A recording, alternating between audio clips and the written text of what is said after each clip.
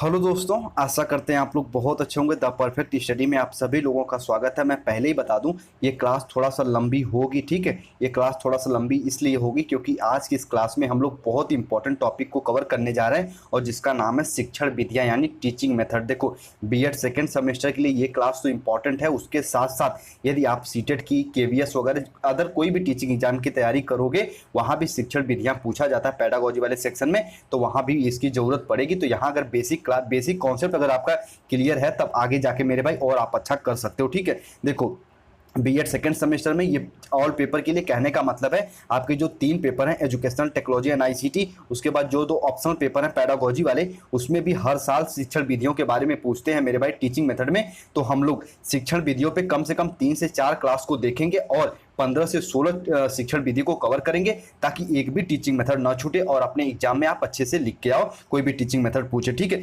Example लेके मैं एक एक शिक्षण विधि को समझाऊंगा। बस आपसे छोटी सी रिक्वेस्ट है कि पेशेंस के साथ और शांति से पूरी क्लास को देखिए और अपना कॉन्सेप्ट क्लियर करिए, ठीक है। चलो, तो हम लोग शिक्षण विधियों को कवर करेंगे। बीएड सेकंड सेमेस्टर की ये क्लास है, तो आओ सबसे पहले शिक्षण विधि के बारे में थोड़ा सा जानते हैं, उसके बाद मेरे भाई आगे हम लोग बढ़ते हैं। देखो, एक मनोवैज्ञानिक हुए बेसले साहब ये कहते हैं शिक्षण विधियों के बारे में, ये क्या कहते हैं कि शिक्षण विधियां जो शिक्षक द्वारा वह क्रिया है जिसमें छात्रों को ज्ञान की प्राप्ति होती है।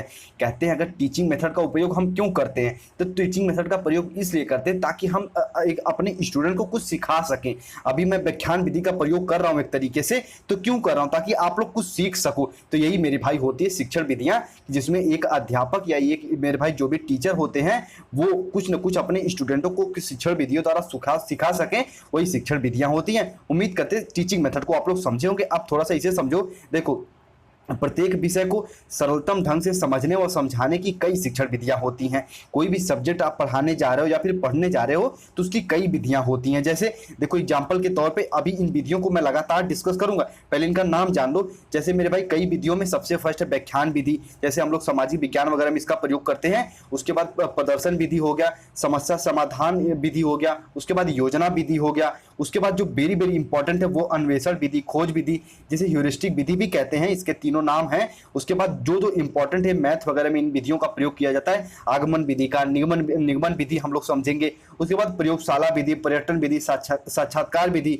उसके बाद उदाहरण विधि और वाद विवाद विधि। इतनी टीचिंग मेथड को हम लोग कवर करेंगे और आज के क्लास में हम लोग 3 टीचिंग मेथड को टारगेट करेंगे। कहने का मतलब है व्याख्यान विधि को समझेंगे, प्रदर्शन विधि को समझेंगे और समस्या समाधान विधि को समझेंगे, ठीक है।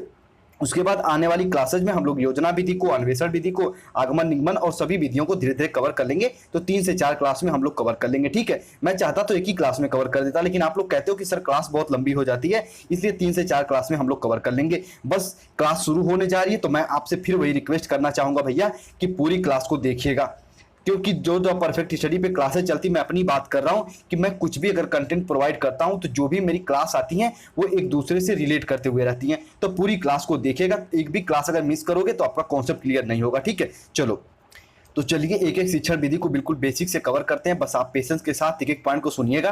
तो सबसे पहले हम लोग मेरे भाई सेलेक्ट करते हैं व्याख्यान विधि को, जिसे लेक्चर मेथड भी कहते हैं, ठीक है। इसका एक और नाम है जिसको हम लोग भाषण विधि भी कहते हैं, ठीक है। कभी कभी केवीएस वगैरह, सीटेट वगैरह में पूछ देता है कि व्याख्यान विधि का और क्या नाम है, तो इसे हम भाषण विधि भी कहते हैं। अभी मैं थोड़ा सा इसको बेसिक लैंग्वेज बताऊं कि व्याख्यान विधि क्या होती है, ध्यान से सुनना। यहाँ पे एक अध्यापक साहब हैं और यहाँ पे एक मेरे भाई छात्र साहब हैं, दोनों ध्यान से सुनना। एक अध्यापक और एक, मान लो यहाँ पे ये टीचर है और एक स्टूडेंट है। तो मेरे भाई जो स्टूडेंट होते हैं ना, वो व्याख्यान विधि में बिल्कुल निष्क्रिय होते हैं, मुख्य रूप से निष्क्रिय होते हैं, सिर्फ और सिर्फ सुनते हैं मेरे भाई श्रोता बन के। और जो एक अध्यापक होते हैं वो मेरे भाई पूर्ण रूप से सक्रिय होते हैं, क्योंकि वो कुछ ना कुछ अपने भाषण के रूप में कोई एक टॉपिक सेलेक्ट करके उसमें लेक्चर दे रहे होते हैं, भाषण दे रहे होते हैं। तो एक अध्यापक मेरे भाई व्याख्यान विधि में सक्रिय होते हैं और एक स्टूडेंट जो होते हैं वो मेरे भाई व्याख्यान विधि में पूर्ण रूप से निष्क्रिय होते हैं, सिर्फ और सिर्फ श्रोता के रूप में सुनते हैं जो भी अध्यापक उनको पढ़ाता है, ठीक है। ये तो व्यवहारिक रूप में हो गया। अब थोड़ा सा इसे समझो। देखो, वस्तुतः व्याख्यान विधि उच्च कक्षाओं के शिक्षण कार्य में अपनाई जाने वाली प्रमुख शिक्षण विधि है। देखो ध्यान से सुनना, जो मेरे भाई व्याख्यान विधि है ना, ये हायर क्लास में इनका उपयोग होता है, ठीक है। निम्न क्लासों में इसका उपयोग नहीं होता, क्योंकि निम्न क्लासों में क्या होता है, हम बच्चों को करके सीखने पर जोर देते हैं। जो उच्च क्लासेज होती हैं उनमें ज्यादा से ज्यादा सिलेबस रहते हैं, तो उनमें हम मेरे भाई भाषण विधि द्वारा सिलेबस को कंप्लीट कराते हैं। कहने का मतलब है व्याख्यान विधि द्वारा, ठीक है।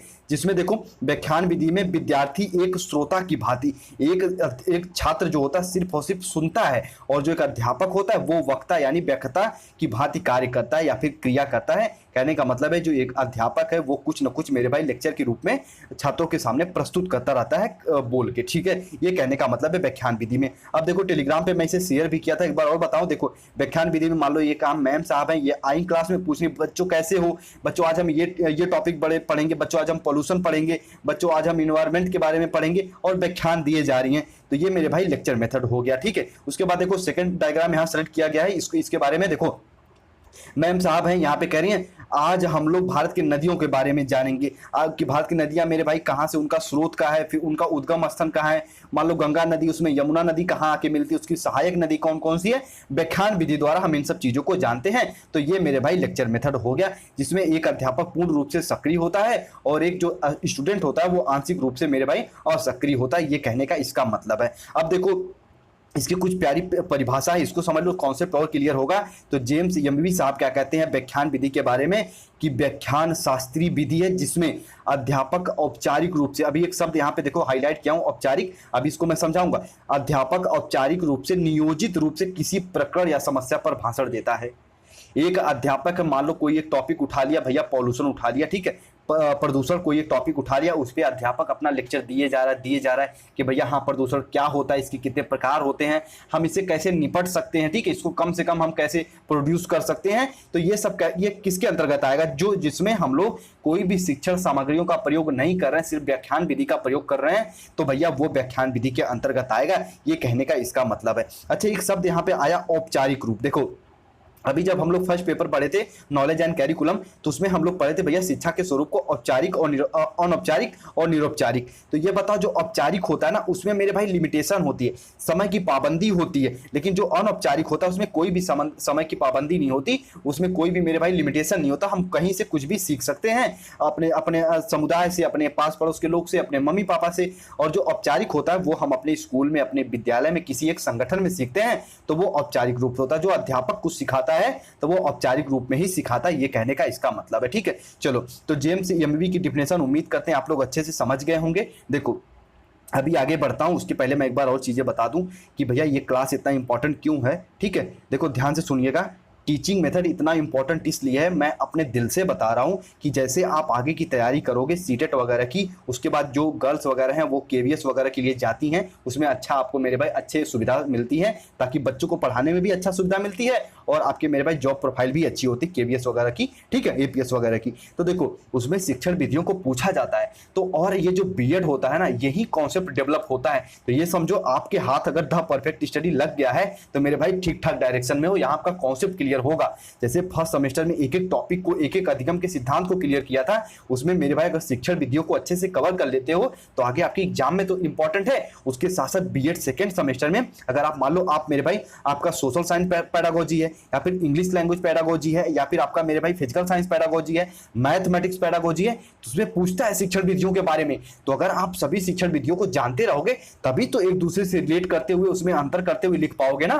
तो जितनी भी शिक्षण विधियां की क्लास आएंगी सबको आप लोग देखेगा, ये मैं आपसे रिक्वेस्ट कर रहा हूं, ठीक है। चलो आ जाओ एक बार हम लोग व्याख्यान विधि को जाने ना, कि इसमें अध्यापक जो होता है वो मुख्य रूप से अपनी भूमिका निभाता है और एक स्टूडेंट होता है वो श्रोता की भांति सुनता है। अच्छा व्याख्यान विधि का थोड़ा सा अर्थ समझ लो।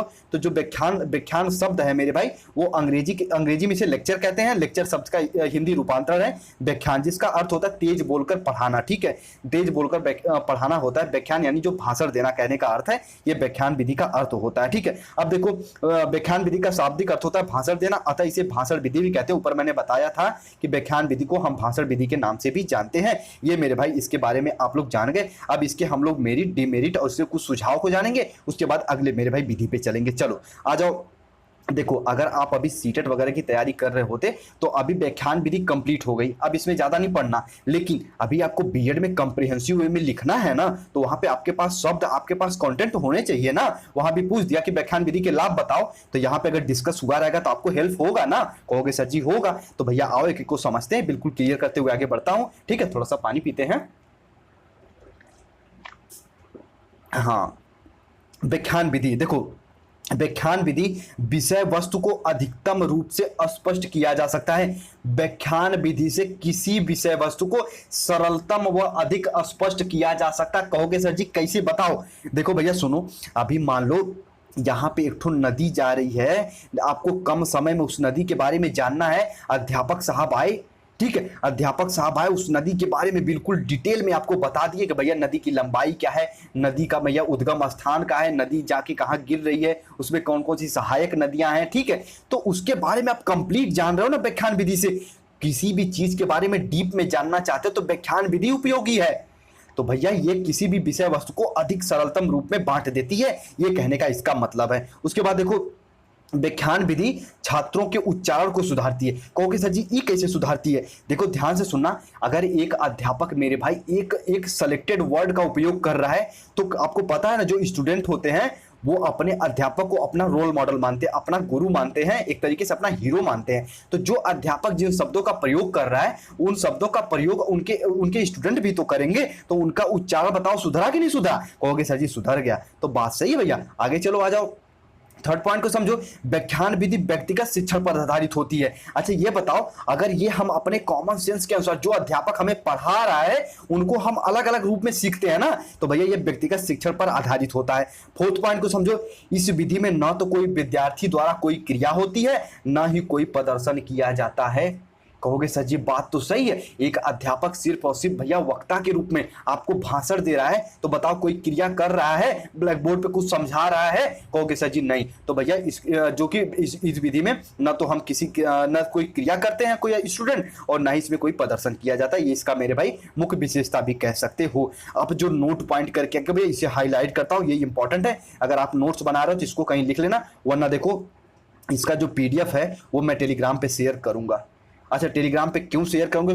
कुछ बच्चे क्या है, अधिकतर बच्चे तो नोट्स ले लिए हैं, पर कुछ बच्चे अगर किसी भी कारण बस नोट्स नहीं लिए हैं तो उनका भी मेरे भाई हानि ना हो, तो उसके क्योंकि टीचिंग मेथड इंपॉर्टेंट है, तो जो भी कंप्लीट टीचिंग मेथड को जब पढ़ा लूंगा तो इसका पीडीएफ टेलीग्राम पे शेयर कर दूंगा, ताकि आप भी अच्छे से पढ़ सको अगर नोट्स नहीं लिए हो। अगर नोट्स नहीं भी लिए हो तो मेरे भाई तब भी टीचिंग मेथड को अच्छे से पढ़ लो। अगर आप मेरे भाई कि आप ठीक ठाक पढ़ना चाहते हो तो नोट्स लेके अच्छे से पढ़ो, ठीक है। इसमें कंजूसी मत करो, क्योंकि सारे नोट्स सेलेक्टेड और मेरे भाई बहुत ईमानदारी के साथ और बहुत कठिन परिश्रम के साथ बनाए गए हैं, ताकि आप अच्छा से अच्छा एग्जाम में कराओ, ठीक है। चलो अभी बात करते हैं ये देखो नोट पॉइंट में कि इस विधि से समय नष्ट नहीं होता।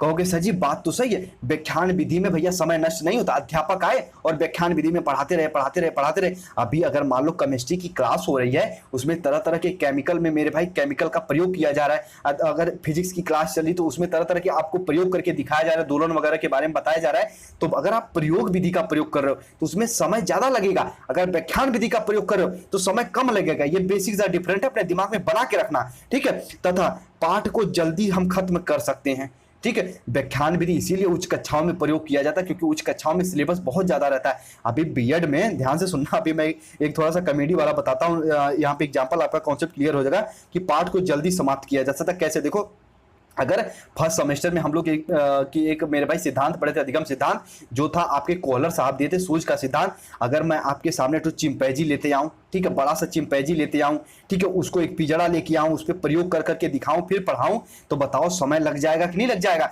वही मेरे भाई विधि व्याख्यान विधि द्वारा मैं बता दिया कि भैया जो आपके सूझ साहब थे, जो आपके कॉलर साहब थे, वो एक सूझ पर प्रयोग किए थे और वो आपके आपके की सुल्तान पे प्रयोग किए थे, ठीक है। उसमें तरह तरह के उन्होंने केला को उसको लटका लटका के उसको ललचाए और मेरे भाई उसका सिद्धांत का प्रतिपादन किए, व्याख्यान विधि द्वारा समाप्त हो गया। अगर वही विधि का मैं प्रयोग करके दिखाने लगूं तो समय ज्यादा लगेगा ना? कहोगे हाँ सर जी लगेगा, ठीक है। जिससे मेरे भाई समय की बचत होती, व्याख्यान विधि में समय की बचत भी होती, क्योंकि इसमें मेरे भाई हम व्याख्यान विधि द्वारा किसी भी पाठ को जल्दी समाप्त कर देते हैं। उम्मीद करते इतना इसके बारे में समझे होंगे। अब थोड़ा सा मेरे भाई अगले पॉइंट को समझो, ये अगला पॉइंट समझ लो, वेरी वेरी इंपॉर्टेंट है, ये 5th होना चाहिए, ठीक है। अगला पॉइंट समझ लो, देखो इस विधि द्वारा तथ्यात्मक सूचनाओं और ऐतिहासिक घटनाओं को आसानी से बताया जा सकता है। यहाँ पे एक तो अगर की पॉइंट लिख लो ना, इस विधि का प्रयोग सामाजिक विज्ञान में प्रयोग किया जाता है।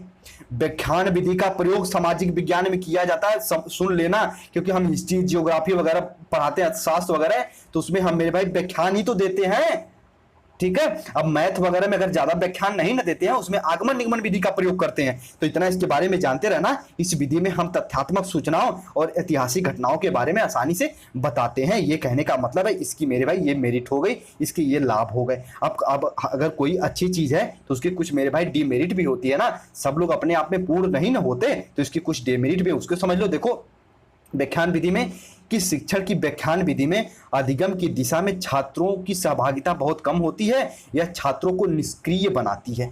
एक छात्र, एक मेरे भाई अध्यापक साहब पढ़ाए जा रहे हैं, एक मेरे भाई छोटा सा बालक है, नन्हा सा बालक है, अगर उसको कुछ दिखा के नहीं पढ़ा रहे हो तो बताओ वो सीखेगा? वो बोरिंग फील करने लगेगा, तो बताओ वो पढ़ पाएगा? नहीं पढ़ पाएगा। तो इसमें जो आपके छात्र होते हैं वो निष्क्रिय हो जाते हैं, कहने का ये मतलब है। उसके बाद सेकेंड पॉइंट समझो, यह छात्रों के वैज्ञानिक दृष्टिकोण तथा वैज्ञानिक अभिवृद्धि पैदा करने में असफल रहती है। कहोगे सर जी कैसे, समझा दीजिए। देखो भैया, हमारा ये एनसीएफ हो गया, हमारी नई शिक्षा नीति 2020 भी हो गई, 2020 भी हो गई, ये सब कहते हैं ना बच्चों को करके सीखने पर जोर दो। तो बताओ अगर व्याख्यान विधि में बच्चे करके सीखेंगे? नहीं सीखेंगे, तो भैया ये इसका मेरे भाई डीमेरिट हो गया। ये वैज्ञानिक दृष्टिकोण का या फिर हम कंस्ट्रक्टिव वे में कुछ नई चीजों का मेरे भाई प्रतिपादन नहीं कर सकते, सिर्फ हम सूचनाओं को ग्रहण करते हैं व्याख्यान विधि में, ये मानते हुए चलो। अगला पॉइंट समझो, यह छात्रों के पूर्व ज्ञान को ध्यान नहीं रखती। अब कहोगे सर जी ये क्या बवाल बता दिए। देखो भैया बवाल ये है, अगर आप शुरू में कुछ चीजें जान रहे हो, अगर मैं आपको ध्यान से सुनना, एग्जांपल देना, जो बहुत धाका एग्जांपल देने जा रहा हूं, ध्यान से सुन लेना। अगर यही मैं भैया अगर मैथ पढ़ाने जा रहा हूं, तो अगर मैं आपको अगर मान लो है गुणा दे दिया, 25 में 25 का गुणा करूं, और आप 5 का 5 गुणा जानते ही नहीं हो, तो भैया 25 का गुणा कैसे करोगे? कहोगे सर जी नहीं कर पाएंगे। तो भैया हम पहले पूर्व ज्ञान का अनुमान लगाते हैं ना, लेकिन व्याख्यान विधि में कौन सा पूर्व का अनुमान लगाते हैं? कुछ नहीं। हम आए और सिर्फ व्याख्यान देना शुरू कर दिए, भाषण देना शुरू कर दिए, तो हम पूर्व ज्ञान का मेरे भाई अनुमान लगाते ही नहीं लगाते। तो भैया ये इसकी डिमेरिट हो गई, कहने का अर्थ उम्मीद करते समझे होंगे। अच्छा एक बार और इसे समझाता हूं, देखो थोड़ा सा मुझे लगता है जल्दी समझा दिया। अभी ये बताओ, अगर आपको मैं कहूं कि भैया 5 में 5 का मल्टीप्लाई करो, और आप 5 के बारे में जान ही नहीं रहे हो, भैया 5 है क्या? थोड़ा सा एक या दो के बच्चे के हिसाब से सोचो आप, कि आप ये जान ही नहीं रहे हो कि भैया ये 5 है, ये 6 है, और मैं बोल दिया कि भैया 6 का 5 में मल्टीप्लाई करो, तो क्या आप जानोगे? कुछ नहीं जानोगे। तो हम पूर्व ज्ञान का भी भैया प्रयोग करते हैं पढ़ाते समय, तो यही होता है कि व्याख्यान विधि में हम पूर्व ज्ञान का प्रयोग नहीं करते, इसीलिए निम्न कक्षाओं में इस विधि का प्रयोग नहीं करते, ये कहने का इसका मतलब है। देखो इस विधि में एक साथ ज्यादा छात्रों को पढ़ाने की विधि है, इसलिए यह व्यक्ति की जरूरत और विभिन्नताओं पर ध्यान नहीं रखता। एक क्लास में भैया 60 से 70 लड़के बैठे हैं, और आप पढ़ाए जा रहे हो, छोटे छोटे बच्चे हैं, क्या उनको पता है कि भैया उनको समझ में आ रहा है कि नहीं आ रहा है? तो इसकी डिमेरिट है। उम्मीद करते हैं अब व्याख्यान विधि को आप लोग समझ गए होंगे। अब व्याख्यान विधि को और अच्छा करने के लिए हम क्या सुझाव देते हैं उसको समझो, ये भी आपके एग्जाम में पूछता है। उसके बाद मेरे भाई ये व्याख्यान विधि आपका समाप्त होगा, फिर हम लोग अगली विधि पे चलेंगे, प्रदर्शन विधि पे। देखो ध्यान से समझना, फर्स्ट पॉइंट, थोड़ा सा क्लास लंबी होगी, मैनेज कर लो, अच्छी चीजें मिल रही हैं, ऐसा नहीं कि कुछ फालतू चीजें मिल रही हैं, ठीक है। थोड़ा सा पेशेंस के साथ समझिए और सारे कॉन्सेप्ट आपकी क्लियर हो रहे हैं। देखो इसके सुझाव, व्याख्यान देने से पहले भाषण की रूपरेखा बना लेनी चाहिए। अभी मैं आपको क्लास ये व्याख्यान विधि पढ़ा रहा हूँ ना, अभी मैं टीचिंग मेथड पढ़ा रहा हूँ ना, कल रात से मैं इस पे वर्क कर रहा हूँ कि कौन से मैं आपको एग्जाम्पल दूंगा, कैसे आपको पढ़ाऊंगा।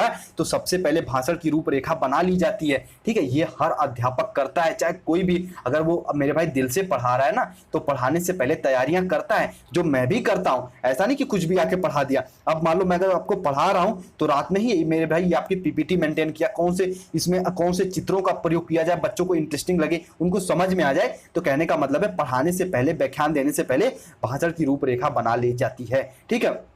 उसके बाद आवश्यक स्थानों पर दृष्टांतों, उदाहरणों और नियमों एवं सिद्धांतों का सहारा लेना चाहिए। जगह जगह पर मेरे भाई धाकड़ धाकड़ एग्जाम्पल दो, ताकि बच्चों का मेरे भाई इंटरेस्ट जागता रहे, वो ज्यादा मेरे भाई निष्क्रिय रूप में यानी बोरिंग फील ना करें, ये कहने का इसका मतलब है। उसके बाद देखो, व्याख्यान के बीच में छात्रों से प्रश्न पूछ कर उन्हें सजग बनाए रखना चाहिए। आप पढ़ा रहे हो और अध्यापक लग रहा है पीछे कौन सो रहा है, तो खड़ा करके पूछ दो कि बताओ भैया भारत की नदी सबसे लंबी नदी कौन सी है। तो अब जो पीछे सो रहा है वो जाग जाएगा, कहीं सची हमसे ना पूछते हैं। तो बीच बीच में प्रश्न भी पूछा जाना चाहिए, ये कहने का मतलब है। ठीक है, चलो जब आ गए भैया बीच बीच में प्रश्न पूछने का, तो चलो मैं भी एक प्रश्न पूछ देता हूं। वो प्रश्न ये है कि ये बताओ कि भैया गेस्टाल्ट का मतलब क्या होता है। आपके सीटेट का प्रश्न है भैया गेस्टाल्ट का मतलब क्या होता है, तो बताओ। ठीक है, और एक प्रश्न ये होगा गेस्टाल्ट का मतलब बताओ। उसके बाद ये बताओ कि ध्यान से सुनना कि बालकों में सामाजिकता का प्राथमिक स्तर कौन है, कि बालकों के सामाजिक विकास में प्राथमिक स्तर कौन है। आपको भैया दे रहा हूं, सबसे पहले हमारा पास पड़ोस ऑप्शन में है। ठीक है, प्राथमिक स्तर कौन है भैया सामाजिक विकास का, हमारा पास पड़ोस, हमारे माता पिता, हमारे भैया हमारे स्कूल। तो बताओ प्राथमिक जो कि मेरे भाई प्राथमिक स्रोत कौन है कि सामाजिक विकास के। आपकी सीटेट का बहुत इंपॉर्टेंट क्वेश्चन पूछा हूं आपसे। ठीक है, चलो गेस्टाल्ट का मतलब बताओ। उसके बाद सेकंड ये बताओ कि भैया बालक के सामाजिक विकास में प्राथमिक जो मेरा स्रोत कौन है। ठीक है, प्राथमिक सामाजिक विज्ञान के प्राथमिक स्रोत कौन है बताओ सामाजिक विकास के। एक तो भैया फर्स्ट ऑप्शन है कि आपके पास पड़ोस, सेकंड आपके माता पिता, थर्ड है आपके स्कूल वाले। ठीक है, इसका भी एग्जांपल देते रहो, इसका उत्तर देते रहो। चलो देखो बीच बीच में प्रश्न पूछकर सजग किए जाते हैं। अब फोर्थ पॉइंट जो इसके सुझाव में देखिए, इस कौशल का प्रयोग प्रस्तावना एवं तथ्यों की व्याख्या करते समय जरूर करना चाहिए। अब आप कोई टॉपिक मेरे भाई नई शुरू कर रहे हो तो सबसे पहले उसके बारे में व्याख्यान दो। अभी मैं ध्यान से सुनना, यहाँ पे मैं थोड़ा सा बताऊं। देखो अभी जब मैं क्लास शुरू करने जाता हूं तो व्याख्यान देता हूं ना कि आज की हमारी टॉपिक है शिक्षण मेथड, और हम सभी पेपरों के लिए पढ़ रहे हैं, जो भी पैडागोजी है सब में टीचिंग मेथड पूछा जाता है। तो सबसे पहले मैं उस पार्ट से आपको इंट्रोड्यूस कराता हूं ना, तो यही मेरे भाई इसका कहने का मतलब है कि आप जब भी आप कि इस कौशल का प्रयोग प्रस्तावना तथा तथ्यों की व्याख्या करते समय जरूर करना चाहिए, कहने का मतलब है। उसके बाद व्याख्यान देने से पूर्व विषय वस्तु की तैयारी एवं उसे सुनियोजित कर लेना चाहिए। यानी जो कुछ भी आप सिखाने जा रहे हो, पढ़ाने जा रहे हो बच्चों को, तो उसके पहले मेरे भाई उसको एक संगठित वे में उसको तैयार कर लो। ठीक है, सभी बच्चे की जो भी बच्चे ने उत्तर दिया अच्छा दिया। गेस्टाल्ट का मतलब होता है पूर्ण रूप से एक संपूर्ण आकृति। ठीक है, उसके बाद जो मेरे भाई आपके सामाजिक विकास का प्राथमिक स्तर जो होता है वो होते हैं हमारे माता पिता, हमारे परिवार के लोग। उसके बाद सेकंड स्तर होता है हमारा जो कि विद्यालय होता है, द्वितीय स्तर। उम्मीद करते इतना आप लोग समझे होंगे, सभी बच्चों ने अच्छा जवाब दिया। चलो आ जाओ अगला देखो, व्याख्यान देने से पूर्व विषय वस्तु की तैयारी सुनिश्चित कर लीजिए, हम लोग समझ चुके। उसके बाद फोर्थ सुझाव में देखो कि सिक्स सुझाव में देखो कि शिक्षक को अपनी भाषा शैली, उच्चारण और हाव भाव का विशेष ध्यान रखना चाहिए क्लास में पढ़ाते समय व्याख्यान विधि का।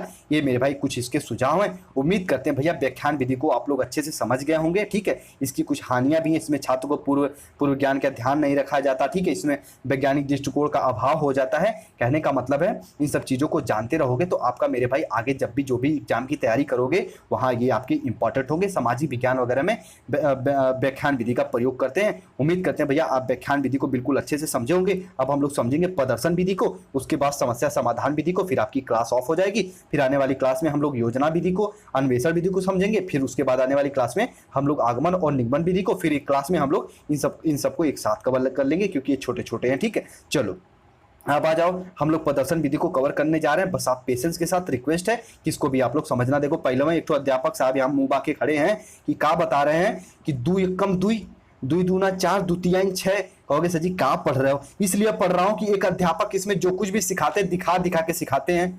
कहोगे सर जी बात तो सही है, ये चश्मा उश्मा लगा के आपको बता रहे हैं कि भैया 2 एकम 2 होता है, दिखा के यहाँ पे ब्लैक बोर्ड पे लिख दिए कि 2 एकम 2, 2 दूना 4, 2 तिहाई 6।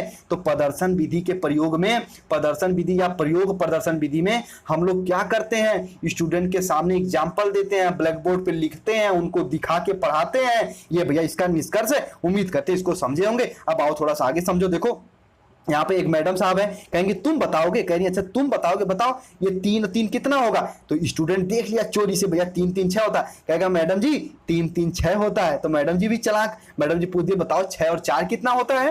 अब ये कौआ मैं ताक रहा है, भैया 6 4 कितना होता है, पीछे वाले से पूछ रहा है, वो कह रहा भैया हमको नहीं पता। तो मैडम जी बताई फिर कि भैया 6 4 10 होता है, 5 4 9 होता है, 4 4 8 होता है, 4 3 7 होता है, 4 2 6 होता है। ये मैडम जी आपकी बता दी। कहने का मतलब है ये सब बताने के पीछे, ठीक है, ये सब बताने के पीछे ये है कि प्रदर्शन विधि में जो हम करते हैं मेरे भाई, वो दिखा के स्टूडेंट को भैया दिखा के पढ़ाते हैं, ठीक है, ब्लैक बोर्ड पे लिख के पढ़ाते हैं। ये प्रदर्शन विधि के अंतर्गत ये सब आएगा, ठीक है। चलो अब थोड़ा सा इसे भी समझो और आगे भी एक दो डायग्राम समझाऊंगा। देखो यहां समझो, किसी विषय वस्तु नियम अथवा सिद्धांत हेतु प्रयोग प्रदर्शन कर दर्शाया जाता है। कोई भी आप पाठ्य वस्तु, कोई भी विषय वस्तु पढ़ा रहे हो, उसके नियम को, उसके कुछ भी आप पढ़ाने जा रहे हो, तो भैया प्रयोग प्रदर्शन यानी बच्चों को दिखाते हो फिर समझाते हो, ताकि बच्चे स्वयं से अवलोकन कर सकें, प्रयोग भी करते हैं वो, तब वो परिणाम या फिर निष्कर्ष निकालते हैं स्वयं। ये कहने का इसका मतलब है। देखो अगर आप कोई चीज बच्चों को दिखा दिखा के पढ़ाओगे ना, तो जो वो ज्ञान रहेगा भैया वो अस्थायित्व तो रहेगा। अब मैं प्रयोग प्रदर्शन विधि में आपको ये चित्र दिखा दिया तो आपके दिमाग में बैठ गया, अरे सर जी, तो सर जी टेबल वाली मैम को बताए थे, यानी प्रयोग प्रदर्शन विधि में हम लोग दिखा दिखा के पढ़ाते हैं बच्चों को, कुछ भी चीजें ऐसा नहीं होता जो भैया कहते हैं। मतलब है कि प्रयोग प्रदर्शन विधि में हम लोग अमूर्त चिंतन पर जोर नहीं दिलाते, ये कहने का मतलब है। ये छोटी कक्षाओं में भी इसका प्रयोग करते हैं, ठीक है। और जो व्याख्यान विधि है वो अमूर्त चिंतन पर हम लोग ज्यादा फोकस करते हैं। अब देखो छात्रों के अवलोकन करने के बाद यानी प्रदर्शन कराने के पश्चात, दिखाने के पश्चात प्रश्न किए जाते हैं, ठीक है। प्रयोग प्रदर्शन में श्रवणेंद्रियां और मेरे भाई दृश्येंद्रियां दोनों सक्रिय रहती हैं, यानी सुनने का अर्थ और देखने का दोनों भैया क्रियाएं सक्रिय रहती हैं, यानी छात्र देखता भी है और सुनता भी है, ठीक है। उसके बाद देखो यहाँ पे अगर कुछ दिखा दिए, देखो वही एग्जाम्पल है, यहाँ पे पहले दिखा दिए कि भैया 6 3 9 होता है, तो दिखा दिए। अब स्टूडेंट से पूछोगे भी तो बताओ भैया 6 3 9 होता, तो 6 4 कितना होता है, तो स्टूडेंट बोल देगा 10 होता है। तो कहने का मतलब है हम बीच बीच में दिखाने के बाद प्रश्न भी पूछते हैं, ये प्रयोग प्रदर्शन विधि है। अब देखो यहाँ एक तो मैडम साहब है, ये भैया देखो ये मान लो भैया विश्व का जो कि मैप है, ठीक है, ये ग्लोब है, इसमें बताया। देखो यहाँ पे हमारे प्यारे भैया डॉक्टर APJ अब्दुल कलाम साहब भी हैं। तो यहाँ पे देखो क्या है, मिसाइल मैन वाले मैन। तो यहाँ पे देखो क्या है, ये यहाँ पे छात्राएं हैं, यहाँ पे स्टूडेंट वगैरह हैं, और मैम इसको घुमा घुमा के दिखा रही हैं कि हमारा प्यारा भारत कहाँ है, दक्षिण अफ्रीका कहाँ है, ठीक है, उसके बाद वगैरह अमेरिका कहाँ है, ठीक है, उसके बाद रसिया कहाँ है, पंजाब कहाँ है, तरह तरह की चीजें दिखा रही है। बच्चे देखो मुस्कुराते हुए देख रहे हैं, ठीक है। हाई ससुरा देखो यहाँ देख रही है, इसको देख रही है, यहाँ देख रही कि नहीं देख रही। कहने का मतलब है कि इसमें हम लोग अध्यापक को दिखा दिखा के पढ़ाते हैं। अभी देखो एक चीज यहाँ पे अभी बता दूं कि अभी मैं बोला हूं ना, हाई ससुरा यहाँ देख रही है, तो भैया प्रयोग प्रदर्शन विधि की ये डिमेरिट है। इसमें सभी छात्र एक साथ नहीं सीख सकते हैं, क्योंकि प्रयोग प्रदर्शन विधि में कुछ बच्चे क्या होते हैं कि एक क्लास है उसमें कुछ बच्चे मंद बुद्धि के भी होते हैं, वो मेरे भाई प्रयोग प्रदर्शन विधि में अच्छे से नहीं सीख पाते। इसकी ये डिमेरिट है, अभी आगे मैं डिस्कस करूंगा वो। लेकिन ये मान के चलो कि प्रयोग प्रदर्शन विधि में हम जो कुछ भी सिखाते हैं बच्चों को दिखा दिखा के सिखाते हैं। यहाँ पे देखो ये क्या अध्यापक साहब है, कहीं गए हैं मेरे भाई किसी कॉलोनी वगैरह में, वहां पे दिखा के पढ़ा रहे हैं, यहाँ A है, यहाँ B है, यहाँ C है, तो ये बच्चे ऐसे पढ़ रहे हैं। और मैं आपसे भी रिक्वेस्ट करना चाहूंगा, ये कहने में तो थोड़ा सा क्या कहोगे सर जी, आप तो औपचारिक रूप से कह दिए, लेकिन व्यवहारिक रूप में इसका इंप्लीमेंट नहीं हो पाता। लेकिन आप भी अपने आसपास जहाँ रहते हो यार ना, आप अपने छोटे छोटे बच्चों को पढ़ाना प्रारंभ कर दो, ठीक है। छोटे छोटों को अगर मुश्किल से आप 10 दिन पढ़ाओ, देखोगे आपके अंदर एक नई ऊर्जा और एक अपने नई व्यक्तित्व का आपका विकास हो जाएगा, ठीक है। छोटे छोटे बच्चे उनको बैठा के पढ़ाओ, उनको थोड़ा सा ना जज करना सीखा करो कि कैसे कैसे क्रियाकलाप कर रहे हैं, सहसावस्था में कौन क्रियाकलाप कर रहे हैं, बाल्यावस्था में कौन क्रियाकलाप कर रहे हैं, ठीक है। इस प्रकार से उनको देखा कर, उनको जज किया कर, उनको पढ़ाना प्रारंभ कर दो। कि ऐसा नहीं कि भैया हर चीज फीस पे ही मैटर करती है। अभी शुरू शुरू में पढ़ा रहे तो उन बच्चों को अगर नहीं भी फीस दे रहे हैं तब भी थोड़ा सा उनको पढ़ाओ अपना इंटरेस्टिंग वे में। कहने का मतलब अगर बीएड आप दिल से कर रहे हो ना, पढ़ाने के लिए कर रहे हो, ये नहीं कि पार्ट टाइम में बीएड कर लिया, अगर कुछ नहीं हो रहा तो बीएड ही कर लो, तब तो आपका पढ़ाने में मन नहीं लगेगा। अगर आप सच में बीएड कर रहे हो तो छोटे छोटे बच्चों को पढ़ाओ, देखो कितना मजा आता है पढ़ाने में, ठीक है। चलो तो और कहने का मतलब है आप एक तरीके से सोशल चेंज में आप अपनी सहायता भी दे सकते हो, ठीक है। आप बच्चों को पढ़ाओगे तो जो बच्चे मेरे भाई आगे जाएंगे वो आपको याद भी तो रखेंगे कि हाँ शुरू शुरू में ये हमारे भैया, ये हमारे चाचा, ये हमारी चाची हमको पढ़ाई थी, ठीक है, तभी हम आगे यहाँ तक पढ़ पाए हैं। तो उन बच्चों को पढ़ाया भी करो, तो इस तरीके से आप ये चीज़ें समझाया करो, ठीक है। अभी मैं घर वगैरह जाता हूँ तो मैं भी छोटे छोटे बच्चों को पढ़ाता हूँ, अब की बार घर जाऊँगा तो आपको दिखाऊंगा भी कैसे पढ़ाते हैं, ठीक है। चलो वो तरह तरह के प्रश्न पूछते, पढ़ाओगे कुछ पूछेंगे कुछ, लेकिन बहुत अच्छा लगता है। तो इस तरीके से प्रयोग प्रदर्शन विधि में हम जो कुछ भी पढ़ाते हैं दिखा के पढ़ाते हैं। अब देखो प्रदर्शन विधि के कुछ गुण भी होते हैं, ठीक है। और गुण कैसे, देखो इनके मेरिट को समझो। देखो मानसिक विकास में मददगार। अगर बच्चों को कोई चीज दिखा दोगे तो बताओ उनके दिमाग में वो छाप कर जाएगा नहीं, वो भैया ज्ञान का अस्थायित्व हो जाएगा कि नहीं हो जाएगा। तो मानसिक विकास में मददगार होता है, ये कहने का मतलब है इसमें चिंतन वो मेरे भाई तर्क शक्ति का विकास होता है और मानसिक क्रिया के आधार। ये है कहने का मतलब है जो मेरे भाई आपका प्रदर्शन विधि है ये मानसिक क्रिया का आधार है, ये कहने का इसका मतलब है। उसके बाद सेकंड पॉइंट समझो, ये भी इंपॉर्टेंट है, अस्पष्ट तथा अस्थायी ज्ञान। इस विधि के प्रयोग से छात्रों को प्रत्यक्ष व अस्पष्ट या अस्थायी ज्ञान दिया जाता है। मेरे भाई जो भी आप कुछ सिखा के पढ़ाते हो वो बच्चों के दिमाग में एक घर कर जाता है, एक अस्थायी तो हो जाता है। तो इसमें जो कुछ भी सिखाते हैं हम लोग वो बच्चों का ज्ञान अस्थायी होता है, कहने का ये मतलब है। थर्ड पॉइंट समझो इसके गुण में, इस विधि के प्रयोग से छात्र सक्रिय रहते हैं। अब छात्रों के ग्लोब के बारे में दिखा रहे हो, छात्रों के बड़ा सा चार्ट दिखा रहे हो एबीसीडी के बारे में, तो एकदम एक्टिव रहते हैं, हाँ सर जी करते रहते हैं और आप उनको सिखाते रहते हो। एवं अध्यापक प्रयोग प्रदर्शन तथा प्रश्नोत्तर द्वारा बालकों के सोचने विचारने हेतु बाध्य कर देता है, इसलिए सीखने का वातावरण कि मेरे भाई सृजित हो जाता है। कहने का मतलब है तरह तरह के हम प्रश्न पूछते हैं, प्रदर्शन दिखाते हैं, तो जो स्टूडेंट होते हैं वो सोचने विचारने के लिए बिल्कुल बाध्य हो जाते हैं और एक मेरे भाई कहते हैं टीचिंग लर्निंग का एक माहौल क्रिएट हो जाता है जिसमें आप अच्छे से मेरे भाई शिक्षण का कार्य कर सकते हो। उम्मीद करते इतना आप समझे होंगे। अब प्रदर्शन विधि की कुछ सीमाएं भी हैं, इसे भी समझो, ये भी इंपॉर्टेंट है। अगर हर कोई चीज अच्छी है तो भैया उसके अंदर कुछ ना कुछ बुराइयां भी होती हैं, तो प्रदर्शन विधि की भी कुछ बुराइयां हैं, ठीक है, इसे भी समझो। देखो इस विधि में यह मानकर कार्य किया जाता है कि सब छात्र प्रदर्शन के प्रत्येक भाग में समान रूप से देखते व सुनते हैं, लेकिन ऐसा नहीं हो पाता। कहोगे सर जी कैसे? अभी देखो यहाँ पे डायग्राम सेलेक्ट किया था, देखो पर हम ये मान के चलते हैं, यहाँ ध्यान से देखना, थोड़ा सा जूम करो, यहाँ देखो ये पढ़ा रही है, लेकिन ये जो लड़की है यहाँ देख रही है, ठीक है, इसको, और भाई देखो ये हम लोगों को देख रही है कि अरे ये क्या दिखा रहे हैं, ये कौन सा कैमरा वैमरा चल रहा है, तो ये अभंगे देख रही है। तो कहने का मतलब ये है भैया कि प्रयोग प्रदर्शन विधि में ये नहीं जरूरी है कि सब लोग एक ग्लोबोवेब ताकें, ये अगले बगले भी ताक सकते। देखो ये स्टूडेंट देखो भैया इंटेलिजेंट एकदम ध्यान से देख रही है, हाइयो देख रही है। अब देखो मैडम जी का हाथ अड़ लिया, क्या देखेगी यहाँ पे, ये देखो यहाँ नीचे कुछ देख रहा है। तो इस तरीके से अलग अलग तरीके से लोग देखते हैं, तो इसकी मेरे भाई ये डेमेरिट भी हो गई। तो उम्मीद करते हैं इतना आप लोग समझे होंगे, ठीक है। चलो अगला समझो, देखो इस प्रयोग से बालक की मौलिकता का विकास नहीं हो पाता, बालक के अंदर सामाजिकता का विकास नहीं होगा। आप प्रयोग प्रदर्शन विधि में सिर्फ दिखा रहे हो तो उसमें बताओ उसके कुछ मोरल डेवलपमेंट होंगे? नहीं होंगे। अब ये तो लाजमी सी बात है, तो मेरे भाई इसमें मौलिकता का विकास नहीं हो पाता। अब देखो इस विधि में छात्र प्रयोग प्रदर्शन को देखते हैं, लेकिन निरीक्षण द्वारा मंद बुद्धि के छात्र कुछ ही निष्कर्ष निकाल पाते हैं। अब आप ग्लोब के बारे में घुमा घुमा के दिखा दिए भैया कि यहाँ पे देखो भारत है, ये अपना मान लो भैया भारत हो गया अपना, ठीक है, ये अपना भारत हो गया। कहोगे सर जी कौन सा मैप बना दिए, यहाँ पे देखो ये अपना भारत हो गया, ठीक है, यहाँ पे ये अपना भारत हो गया, और यहाँ पे मान लो ये अपना मेरे भाई की मेडागास्कर वगैरह हो गया, ठीक है, यहाँ पे कि अरब कंट्री वगैरह दिखा दिखा के आप बता दिए। लेकिन जब निष्कर्ष निकालने को बोलोगे कि भैया ये बताओ अरब कंट्री कहाँ है, तो बता देगा भारत को, वो बता देगा मेडागास्कर को, वो बता देगा कि यहाँ पे श्रीलंका को, ठीक है, यहाँ पे इंडोनेशिया वगैरह को बता देगा। तो कहने का मतलब है कि भैया देखने को तो सब देखते हैं पर निष्कर्ष निकाल पाते जिसकी मंद बुद्धि होते हैं। कहने का मतलब है जिसका IQ 90 वगैरह होता है वो इसका निष्कर्ष नहीं निकाल पाते। अब देखो सबसे बड़ी इसकी डेमेरिट क्या है, ठीक है, बड़ी कक्षाओं में जहां सभी कक्षा के साथ प्रयोग प्रदर्शन को भली भांति नहीं देख पाते वह पूर्णतः निष्क्रिय रहते हैं। कहने का मतलब है अगर 60 से 70 80 90 बच्चे हैं तो आप प्रयोग करके प्रदर्शन विधि द्वारा कुछ सिखा रहे हो, तो जो पीछे लड़के खड़े हैं वो नहीं देख पाते और भैया वो निष्क्रिय हो जाते हैं। ये इसके कहने का मतलब है। अब फिफ्थ पॉइंट समझो, वेरी वेरी इंपॉर्टेंट है, अपना ध्यान केंद्रित करके समझो। प्रयोग छात्र स्वयं नहीं करते। आप देखो यहाँ पे मैडम साहब ग्लोब दिखा रही थी ना कि मेरे भाई कि विश्व का ग्लोब दिखा रही थी, तो उसमें छात्र थोड़ी ग्लोब देख रहा था। तो भैया प्रयोग छात्र स्वयं नहीं करते, इसलिए आत्मविश्वास की भावना का विकास पूर्ण रूप से नहीं हो पाता। ये इसकी डेमेरिट है। कहने का मतलब है भैया कि इस तरीके से मान के चलो कि जो कुछ अच्छी चीजें होती हैं उनकी कुछ डेमेरिट भी होती हैं, तो उन सब चीजों को समझते रहो। एक बार मैं प्रदर्शन विधि का थोड़ा सा इसको समझाऊंगा। और देखो प्रदर्शन विधि वो होती है जिसमें हम लोग बालकों को एक तरीके से मूर्त चिंतन पर जोर देते हैं, ठीक है, एक तरीके से हम लोग मूर्त चिंतन पर जोर देते हैं और जो व्याख्यान विधि है वो अमूर्त चिंतन पर, ठीक है। ये मान के चलो इसमें जो कुछ भी हम सिखाते हैं बालक को एग्जाम्पल देके ब्लैक बोर्ड वगैरह पे दिखाकर हम लोग प्रदर्शन विधि में दिखाते हैं। ये इसके कहने का मतलब है, ये इसको आप लोग जानते रहिएगा। देखो बायोलॉजी वगैरह में हम लोग प्रदर्शन विधि का प्रयोग करते हैं, बायोलॉजिकल साइंस वगैरह में, ठीक है, क्योंकि इसमें हम लोग हड्डी भड्डी दिखा दिखा के पढ़ाते हैं बच्चों को कि भैया ये आपकी अमाशय है, ये आपकी आंत है, ये अग्नाशय है, ये पित्ताशय है, ये लीवर है और ये आपका दिल वगैरह हार्ट वगैरह है, ठीक है। अब आ जाओ भैया अगले पे हम लोग चलते हैं, वो है समस्या समाधान विधि,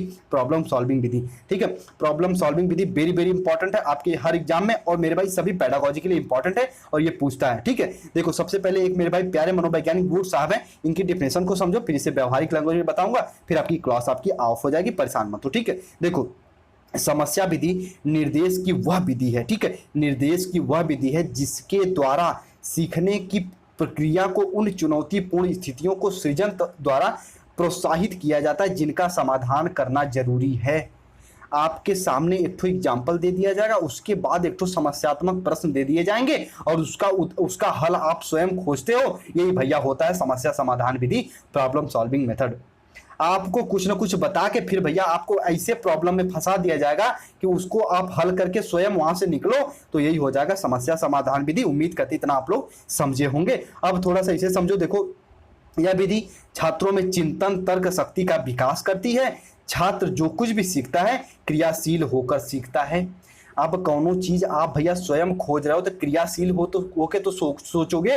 अगर मान लो अब आपको बता दिया गया कि भैया आपका बीएड में मान लो काउंसलिंग करा लिए और आपका कॉलेज मिल गया भैया गाजीपुर, और आपका घर है मान लो आपका जौनपुर या आजमगढ़, ठीक है, तो आप खोजते खोजते जा रहे हो ना कि गाजीपुर में कहाँ हमारा कॉलेज है, तो आप खोजते जा रहे हो, तो इसमें क्रियाशील एक्टिव रहोगे कि नहीं रहोगे? कहोगे सर जी रहोगे। यानी प्रॉब्लम सॉल्विंग मेथड में जो स्टूडेंट होता है वो एक्टिव होता है, वो स्वयं कुछ ना कुछ करके सीखता है, वो स्वयं प्रॉब्लम का मेरे भाई हल ढूंढ लेता है। ये इसका कहने का मतलब है। नोट पॉइंट है, इसे अगर नोट्स बना रहे हो तो वहां पे इसको मेंटेन करिएगा, वरना नोट्स टेलीग्राम पे शेयर करूंगा तो वहां पे आपको मिल जाएगा। ठीक है, चलो इस विधि का प्रयोग छात्रों में समस्या हल करने की क्षमता करने हेतु पैदा किया जाता है। देखो ध्यान से सुनना, इस विधि का प्रयोग छात्रों में समस्या हल करने की क्षमता पैदा करने हेतु किया जाता है। समस्या समाधान विधि का प्रयोग क्यों किया जाता है? क्योंकि छात्रों के अंदर हम कोई भी टॉपिक दे दें, कोई भी मेरे भाई हम लोग विषय वस्तु दें, तो उनका वो निदान कर सके, वो समस्या का हल कर सके, इसलिए मेरे भाई समस्या समाधान विधि का प्रयोग किया जाता है। अब जैसे एग्जाम्पल के तौर पर सबसे पहले हमको बच्चों को बता दिए कि भैया 2 दूना 4 होता है, स्टूडेंट को बता दिए। उसके बाद हम लोग दे देंगे 3 गुणे 3 कितना होता है बताओ, सेम इसी से रिलेट करते हुए दे देंगे। तो भैया वो इसका हल करते करते पता चल गया कि हम 2 का 2 मल्टीप्लाई किए हैं तो यहाँ पे 4 आया है, 2 का 2 में मल्टीप्लाई किए तो 4 आया है। उसी प्रकार 3 में 3 का मल्टीप्लाई करेंगे तब भैया 9 आ जाएगा। ठीक है, 3 त्रिका 9 आएगा। तो ये कहने का मतलब है भैया एग्जाम्पल देके हम बच्चों को खुद प्रॉब्लम सॉल्व करने के लिए प्रेरित करते हैं। ठीक है, यहाँ समझो छात्रों से यह आशा की जाती है कि वह स्वयं प्रयत्नों द्वारा समस्या का हल निकाले। कोई एक मेरे भाई उनको हम मेथड बता देते हैं, उसके बाद हम उनसे उम्मीद करते हैं, उनसे आशा करते हैं कि स्वयं वो समस्या का हल निकालें। जैसे मैं फर्स्ट सेमेस्टर में मैं आपको क्वेश्चन शेयर करता था तो आप लोग उसका लिख के आंसर शेयर करते थे, तो क्या था वो स्वयं आप समस्या का हल निकालते थे। कहने का मतलब ये है। अब समस्या समाधान विधि आप समझ गए कि इसमें स्टूडेंट सक्रिय रहते हैं और स्वयं समस्या का समाधान निकालते हैं। अब देखो एक पॉइंट यहाँ पे भैया वेरी वेरी इंपॉर्टेंट आपके एग्जाम में पूछता भी है बीएड वगैरह में कि समस्या समाधान विधि में शिक्षण पद का मेरे भाई यहाँ पे विवरण दो या फिर उसकी विवेचना करो। तो देखो इसके कौन कौन से पद होते हैं, मुख्यतः इसके जो मेरे भाई पांच स्टेप में इसको विभाजित किया जाता है, 5 पद में इसको विभाजित किया जाता है। सबसे फर्स्ट मेरे भाई आप जो भी आपके सामने प्रॉब्लम आ गई है, सबसे पहले आप प्रॉब्लम का आइडेंटिफिकेशन करोगे, उसकी पहचान करोगे कि कौन सी प्रॉब्लम आई है, फिर प्रॉब्लम का एनालिसिस करोगे। ठीक है, उसके बाद प्लान डेवलपमेंट करोगे। देखो प्रॉब्लम आ गई, फिर प्रॉब्लम का एनालिसिस करोगे किस प्रकार की प्रॉब्लम है, उसके बाद प्लान डेवलपमेंट करोगे कि भैया हम इस प्रॉब्लम को कैसे सॉल्व कर सकते हैं, फिर प्लान इंप्लीमेंटेशन करोगे, यानी मेरे भाई उसमें आप ध्यान दोगे, क्रिया करोगे। जो भी प्लान डेवलपमेंट करोगे उसमें आप क्रियाशील बनके इसमें 4th पॉइंट में उसको कंप्लीट करोगे। उसके बाद प्लान इवैल्यूएशन करोगे। लास्ट में आप जो भी कार्य किए हो ये देखते हो कि भैया जो मैंने किया है वो सही है या नहीं है। तो भैया ये 5 चरणों में जाके प्रॉब्लम सॉल्विंग मेथड कंप्लीट हो जाता है। उम्मीद करते हैं ये डायग्राम आप समझे होंगे, इसका स्क्रीनशॉट ले लो, वरना नोट्स में तो ये रहेगा ही रहेगा। ठीक है, जो टेलीग्राम पे शेयर करूंगा इसका। ठीक है, चलो अगला देखो, नोट करके जो ऊपर निष्कर्ष उसका निष्कर्ष ये है कि छात्र समस्या का चयन करते हैं। सबसे पहले छात्र मेरे भाई प्रॉब्लम का आइडेंटिफिकेशन करते हैं, यानी कि प्रॉब्लम का चयन करते हैं, उसके बाद उसके कारणों की खोज करते हैं, उसके बाद नियम विधि द्वारा उसको पूर्ण करते हैं। छात्र परीक्षण या मूल्यांकन के बाद उस समस्या का उचित मूल्यांकन करते हैं। भैया इसका ये निष्कर्ष है। लास्ट में जो स्टूडेंट होते हैं वो जो भी जिस भी विधि का प्रयोग करके प्रॉब्लम को सॉल्व किए हैं उसका इवैल्यूएशन करते हैं, उसका मूल्यांकन करते हैं। और थोड़ा सा मूल्यांकन के बारे में भी जानते रहना, क्योंकि आपके एग्जाम में 2nd सेमेस्टर में भी जो पेडागॉजी वाले सेक्शन है उसमें मूल्यांकन के बारे में पूछते हैं कि अच्छे मूल्यांकन की विशेषता बताओ, मूल्यांकन क्या होता है। हिंदी वगैरह पेडागॉजी में मूल्यांकन का अर्थ भी पूछते हैं। जो बच्चे रेगुलर क्लास लिए होंगे 1st सेमेस्टर में उनको तो मूल्यांकन पता ही होगा क्या होता होगा। ठीक है, चलो आप समस्या समाधान विधि के कुछ गुण समझते हैं, फिर उसकी डिमेरिट समझेंगे और आपकी क्लास ऑफ हो जाएगी। परेशान नहीं होना। देखो, इस विधि को निम्न विशेषताएं हैं, जैसे गुण को विशेषताएं भी हम कह सकते हैं, ठीक है। इसको अलग अलग बांट के हम लोग नहीं पढ़ते हैं। तो सबसे पहले देखो, यह छात्रों की विचार शक्ति तथा निर्णय शक्ति का विकास करती है। अगर आप किसी चीज को स्वयं सॉल्व कर रहे हो, स्वयं हल कर रहे हो, मैथ के क्वेश्चन को आप स्वयं सॉल्व कर रहे हो, तो बताओ आपके विचार शक्ति, निर्णय शक्ति मेरे भाई डेवलप होगी कि नहीं होगी? कहोगे सर जी होगी। तो इस प्रकार से इसे भी समझते रहना। थोड़ा सा पानी पीते हैं, फिर क्लास आगे बढ़ाते हैं। हाँ, सेकंड पॉइंट समझिए, यह विधि छात्रों की भावी जीवन की समस्याओं को हल करने की प्रशिक्षण देती है। कहने का मतलब है वो किसी भी प्रॉब्लम को सॉल्व करने के लिए उनको ट्रेनिंग दिया जाता है मेरे भाई की प्रॉब्लम सॉल्विंग मेथड से, ठीक है। चलो अगला पॉइंट समझो, इसके प्रयोग से छात्र तथ्यों को संग्रह व व्यवस्थित करना सीख जाते हैं। अगर आप देखो, मान लो यहाँ पे ध्यान से सुनना, अगर यहाँ पे एक तो हाथी है, ठीक है। वैसे हाथ में डायग्राम बनाने में थोड़ा सा मेरे भाई डायग्राम नहीं बना पाता ढंग से, पर यहाँ पे मान लो एक तो हाथी है, ठीक है। ध्यान सुनना, यहाँ पे एक तो हाथी, इसके 4 पैर हैं। अब आप क्या करिए भैया, मेला से एक तो खिलौना लेके आए, अच्छा ऐसे समझो, ठीक है। आप मान लो मेला गए और मेला से भैया एक तो खिलौना लेके आए, और यहाँ पे मान लो ये हाथी है, ठीक है। यहाँ पे एक तो हाथी है, यहाँ पे ये हाथी है, ठीक है। और आप क्या किए, आप बच्चे के सामने हाथी को तोड़ के दे दिए, तो वो क्या करेगा, सबसे पहले उसका वो सूंड लगाने का प्रयास करेगा, फिर वो पैर लगाने का प्रयास करेगा, स्वयं वो क्या करेगा, उनको एक तरीके से सुनियोजित करेगा, व्यवस्थित करेगा। तो उससे जो वो सीखेगा, तो बताओ उसके मेरे भाई कॉन्सेप्ट डेवलप होगा कि नहीं होगा? तो यही थर्ड पॉइंट कहने का मतलब है। इसको भी आप लोग समझते रहिएगा, ठीक है। ये छात्रों के दृष्टिकोण को विकसित करते हैं, किसी भी चीज को देखने के नजरिए को ये बदलते हैं। प्रॉब्लम सॉल्विंग मेथड कहने का मतलब है वो स्वयं निर्णय लेने में सक्रिय हो जाते हैं। छात्रों के मस्तिष्क इस विधि के प्रयोग से सक्रिय होकर सजग हो जाता है और समस्या समाधान को सरलता से कर लेता है। किसी भी चीज को अगर आप खुद से कर रहे हो तो आप मेरे भाई एक्टिव तो रहोगे ही रहोगे, ठीक है।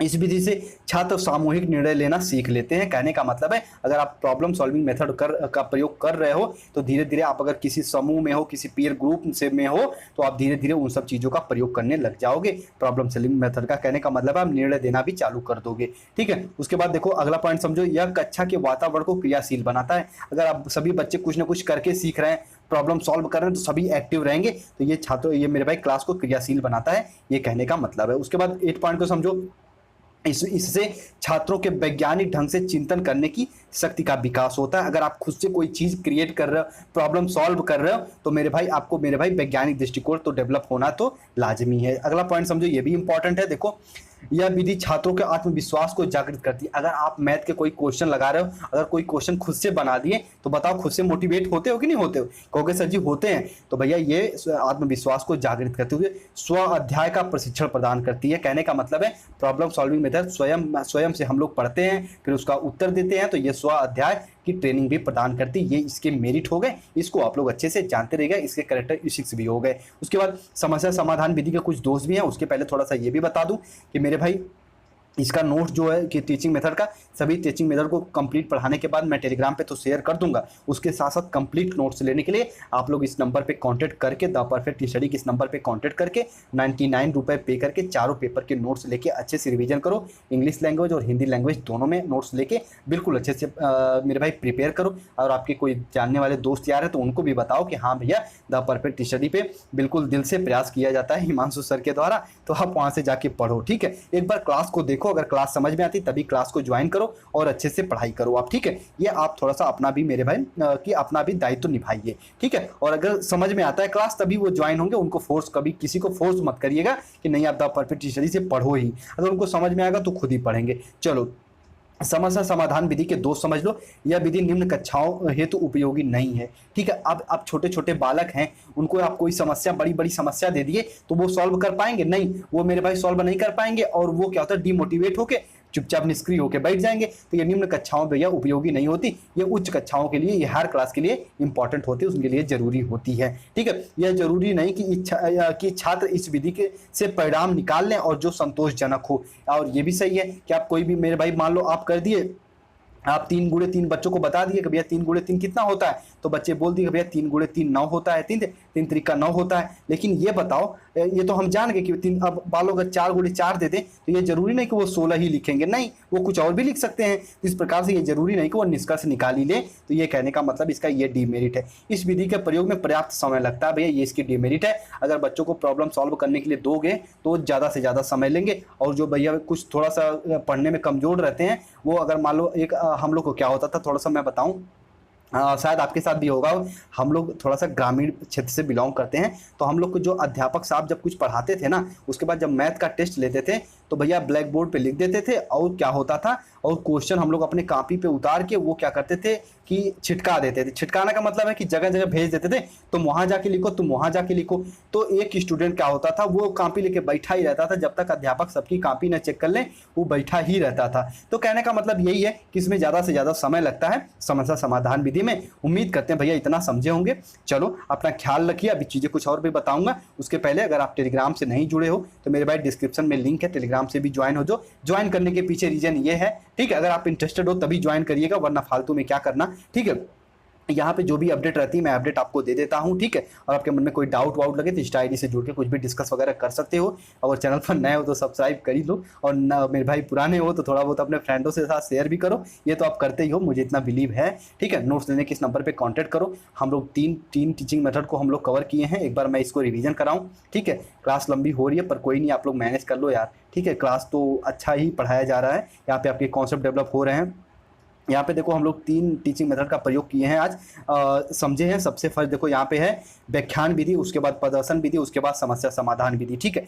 देखो व्याख्यान विधि में क्या होता है, एक अध्यापक जो होते हैं वो एक तरीके से एक्टिव होते हैं, जो एक स्टूडेंट होता है वो मेरे भाई आंशिक रूप से निष्क्रिय होता है, कहने का मतलब अएक्टिव होता है। जो अध्यापक होते हैं वो वक्ता के रूप में होते हैं, और इसमें अमूर्त चिंतन पर ज़्यादा जोर दिया जाता है। कहोगे सर जी अमूर्त चिंतन क्या होता है? अमूर्त चिंतन वो होता है जिसके बारे में हम लोग देखें ना, उसके बारे में हम लोग मेरे चिंतन करें। जैसे हम कहते भगवान भोले बाबा, तो भोले बाबा को आप देखे हो नहीं, लेकिन उनकी छवि दिमाग में बना लिए ना कि भैया उनको पैर हैं, गला में उनके सांप लटके हुए हैं, ठीक है, और उनको कि फूल पत्ते चढ़ते हैं, ठीक है, भांग धतूरा चढ़ता है। इसके बाद हम कह दें संतोषी माता, तो कहेंगे शुक्रवार को खटाई नहीं खाते, तो ये अमूर्त चिंतन है। ये बताओ संतोषी माता को देखे हो नहीं, लेकिन हमारा बिलीव है ना कि भैया वो माता जी हैं, शुक्रवार को व्रत रखते हैं, तो ये अमूर्त चिंतन क्या हो गया। जैसे मैं कह दूं कि बच्चों मैं कल आ रहा हूं गाजीपुर आपसे मिलने, ठीक है बच्चों, मैं आपसे ये कह दे रहा हूं मैं आ रहा हूं कल आजमगढ़ से आपसे मिलने, सामने सामने हम लोग रूबरू हो रहे हैं, तो भैया वो मूर्त है, जो हम कुछ चीज़ों को देख रहे हैं, ठीक है, छू सकते हैं,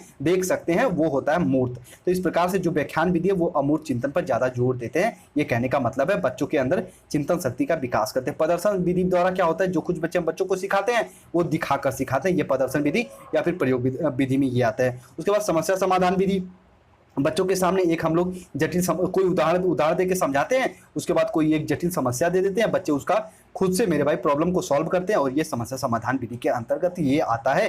अब अगली क्लास में हम लोग योजना विधि को और अन्वेषण विधि को कवर करेंगे, उसके बाद आगमन विधि और निगमन विधि को, उसके बाद इन सबको एक साथ में कवर करा दूंगा। कहने का मतलब है 3 लेक्चर में हम लोग मेरे भाई टीचिंग मेथड को कंप्लीट कर लेंगे। उसके बाद कोई एक टीचिंग मेथड अगर छूट भी रहा है तो आप कमेंट सेक्शन में कमेंट करना कि हाँ सर वो तो इसमें नहीं है, उसको भी मैं कवर करा दूंगा। उम्मीद करते हैं आप लोग इतना समझे होंगे, सभी पैडागोजी के लिए इंपॉर्टेंट है, तो इन क्लास को अच्छे से देखिए भी, अपने फ्रेंड को साथ शेयर भी करिए, और नोट्स लेने के इस नंबर पर कॉन्टैक्ट जरूर करिए ताकि अच्छे से पढ़ाई कर सको। और हाँ, जो अभी ये मत बोलना कि सर इसका पीडीएफ दो, जब कंप्लीट सभी शिक्षण मेथड को मैं पढ़ा लूंगा उसके बाद मैं टेलीग्राम पे शेयर कर दूंगा इसका नोट्स, ठीक है, ताकि जो बच्चे किसी कारण बस नोट्स नहीं लिए हैं उनको भी भैया अच्छे से वो भी पढ़ सके, ये ना बोले कि सर पैसे की वजह से मैं नहीं पढ़ पाया। चलिए अपना ख्याल रखिए, अच्छे से पढ़ाई करते रहिए, जहाँ भी रहिए मेरे भाई अच्छे से रहिए मेरे भाई, अपना व्यक्तित्व अच्छे से विकास करिए, और अपना मेरे भाई बात व्यवहार हर चीज़, कहने का मतलब है एक टीचर है तो वो बहुत कुछ उसको संयमित करके चलना पड़ता है। ये नहीं कि कहीं भी कुछ भी बोल दिया, नहीं, उसको बहुत संयमित होकर चलना रहता है। वो अपने व्यक्तित्व का आप वैसा ही विकास करो, मुझे ऐसा उम्मीद है, ठीक है। चलिए अपना ख्याल रखिए, जहाँ रहिए सेफ और सुरक्षित रहिए, और मुस्कुराते जरूर रहिए। मिलते हैं अपनी अगली क्लास में।